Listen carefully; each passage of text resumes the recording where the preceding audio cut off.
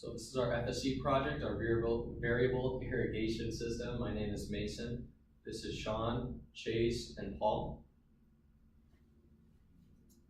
So for a problem definition, traditionally irrigation systems have been put on timers and then flood fields, which can cause a lot of water waste.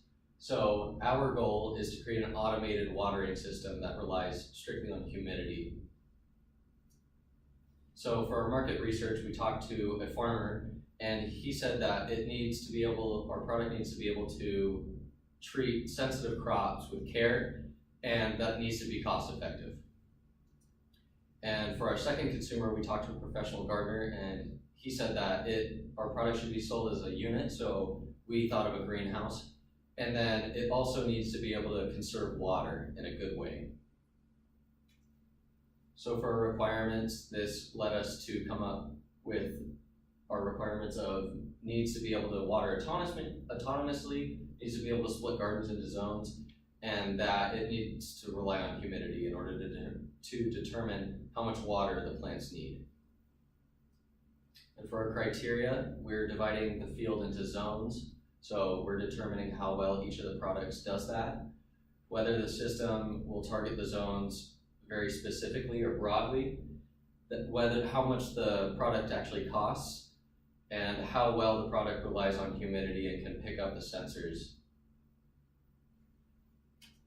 When it comes to choosing our design, we had to use aspects of each of our criteria and requirements to come up with weighing factors for each of them.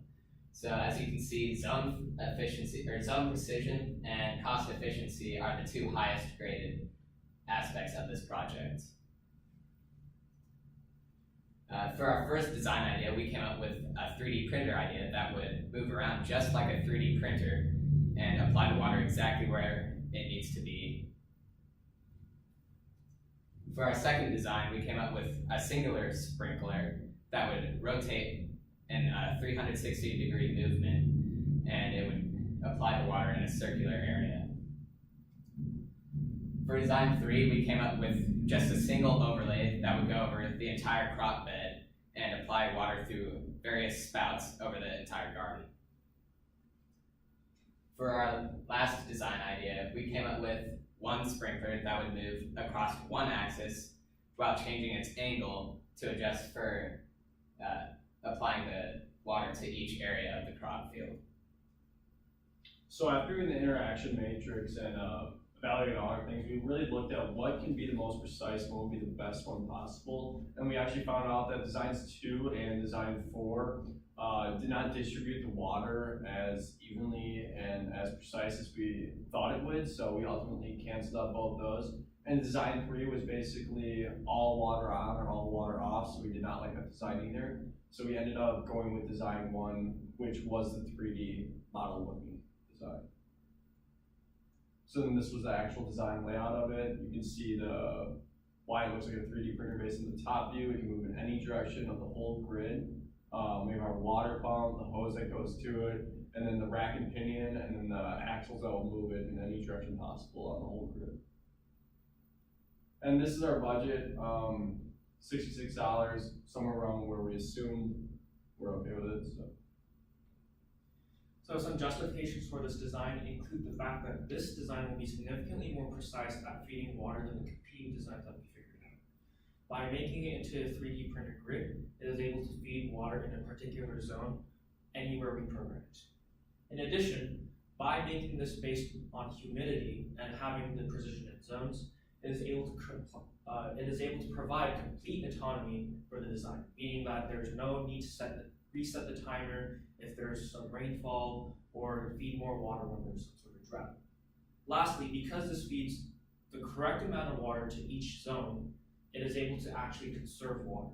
Traditional time-based systems require that water will just be fed in a consistent manner, meaning that even if there was some sort of rainfall or some sort of flood, the system will not actually account for it. This means that more water would be added and potentially kill the plants and also waste water. So here's our product schedule. We are hoping that we complete the prototype by mid-November and that we actually finish all the project requirements by beginning of December. So in conclusion, we are pitching a variable irrigation system that is an evolution to the time-based systems that most gardens use now. The benefits include adaptability and also being environmentally friendly, because this is able to use humidity sensors to determine whether water needs to be applied to a certain zone or not. In addition, it provides the correct amount of water because of the humidity sensor, meaning that it will be environmentally friendly and also save water. Lastly, because this is completely autonomous, this will be very convenient to use. In the 4 designs that we made, we ended up choosing the 3D printer design because it met all the requirements and criteria that we had. Thank you for listening to our presentation. Do you have any questions? Okay. And those- It was only like 5 minutes long though, right?